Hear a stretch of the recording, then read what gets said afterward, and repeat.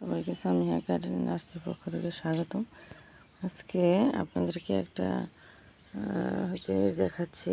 অনেকেই হয়তো বলে থাকেন যে আমার গোলাপ গাছে ফুল আসে না। সেটার কারণ হলো আপনাদের একটা পাতার পার্থক্য দেখায়। এই দেখেন, এই পাতাগুলো হলো 5 পাপড়ির।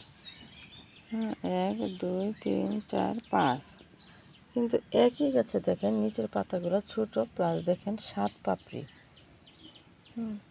7 পাপড়ির পাতা যেগুলো, এইগুলা আপনার এলা ডাল এইগুলাতে মূলত কলম দেয়। এইখানে মূলত কলমটা দেয় এলা ডালে। এলা ডালে কলমটা দেয়। এই এলা ডাল যদি আপনার বড় হয়ে যায় তাহলে কিন্তু আপনার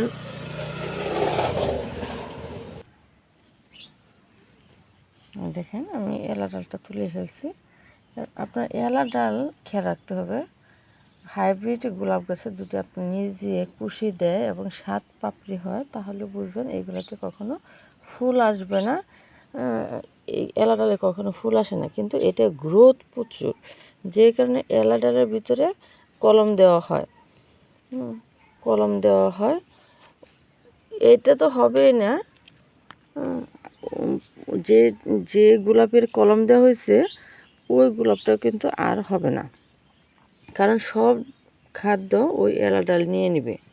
তাই আপনারা যারা গোলাপ পছন্দ করেন, যাদের বাড়ি গোলাপ আছে, তারা এই জিনিসটা খেয়াল করবেন।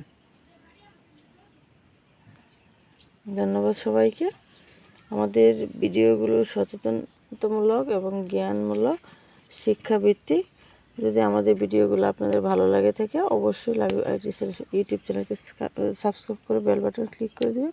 আমাদের প্রতিটা ভিডিও আপনারা পেয়ে যাবেন।